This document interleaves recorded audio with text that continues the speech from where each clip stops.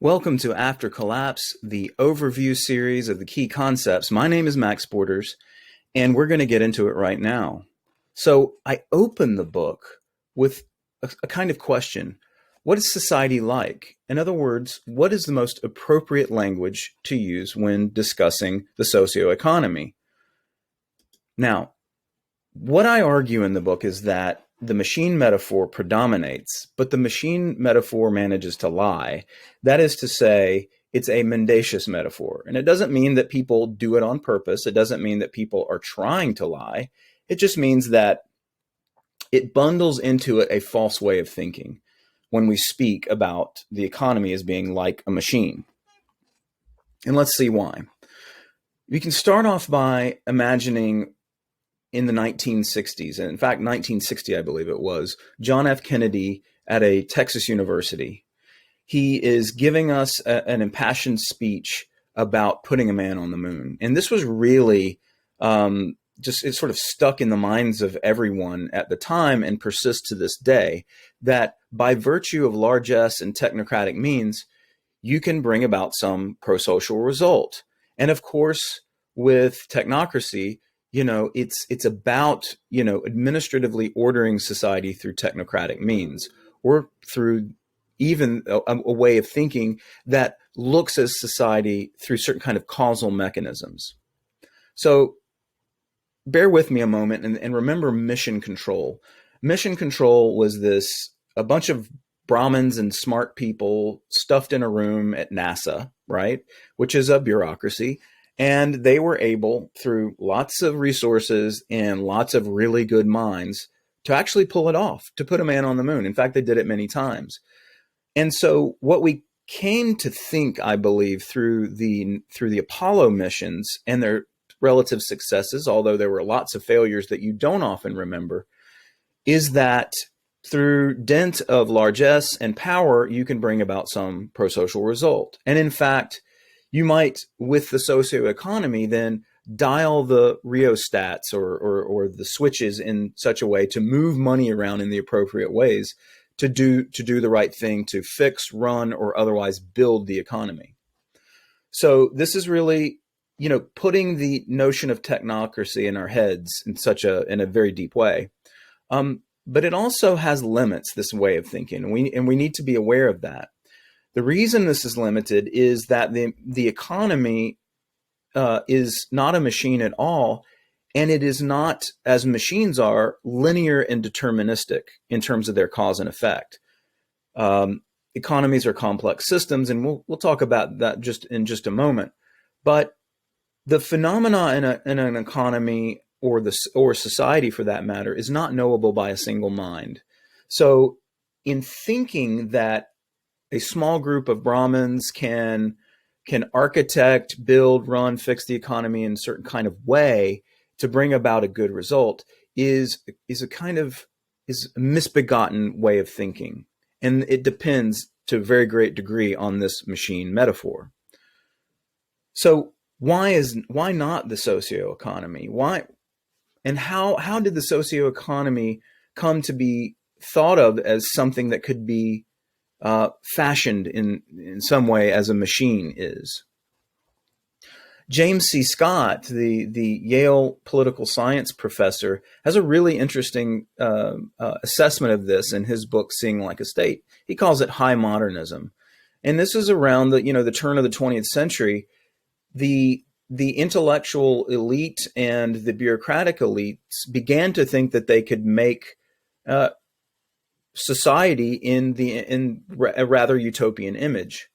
So this will to what he calls administrative ordering is really the problem. And that, of course, depends on this linear deterministic view of the economy. But he reminds us it requires the power to coerce and the need to suppress what we would call emergent order. Now, if you don't think that the machine metaphor infected societies, consider the Phillips machine.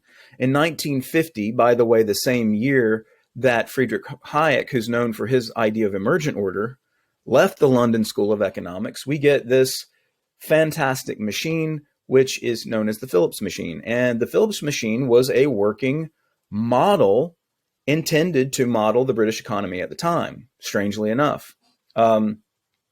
So the machine metaphor that's packaged into the Phillips machine quite literally assumes a deterministic and linear economy, that the relevant causal forces are knowable, at least in principle, by a single mind. If you can build a model of the economy, you should be able to know the causal forces involved in our wider socioeconomic order. And this problematic way of thinking, though they're not building actual physical models anymore, still infects some of the highest high minds out there. So the practitioners of high modernism, I call high minds, and it requires a certain level of arrogance, a certain level of intelligence, to be sure, but also of arrogance. An arrogance that you might say causes these thinkers to fly too close to the sun with their theories. Of course, these thinkers also deal in the machine metaphor, and we need to address that.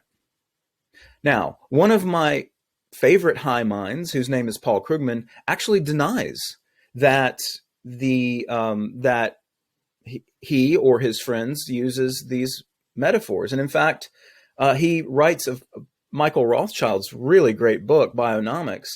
In a review, he says, take for starter Rothschild's assertion that orthodox economics describes the economy as a machine. You might presume from this use of quotation marks that this is something an actual economist said, or at least it was the sort of thing that economists routinely say. But no economist I know thinks of the economy as being anything like a machine. Okay, so we have to ask ourselves, does any of Krugman's colleagues use the metaphor? So one in particular says that the beauty of pushing a button to solve problems, what drew him to economics to begin with was this beauty of pushing a button to solve problems. And of course, pushing a button is associated with running a machine.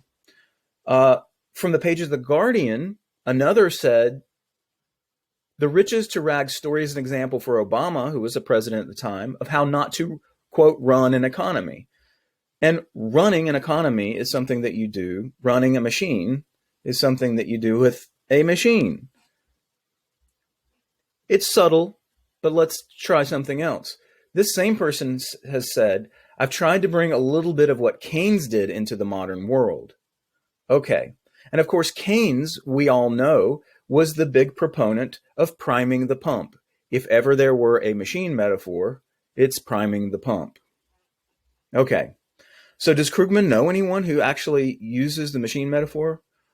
Well, of course he does. It's Paul Krugman, because he is the author of every one of these quotes.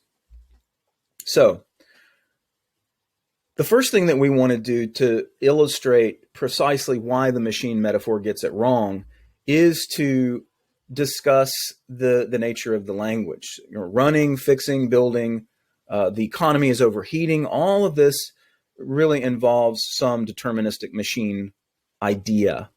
It confuses, in particular, the complicated with the complex. Now, let me break that down a little bit. In complex systems theory, they make this distinction for a reason, and that's because we all know that 747s are complicated machines.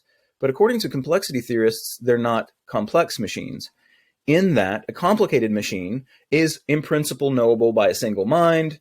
You can at least understand all the causal mechanisms that create each of the individual parts of the 747 and eventually build it something that will fly. So you've got to at least someone or a small group of people has to be able to know how to build a 747 and all the causal processes in it.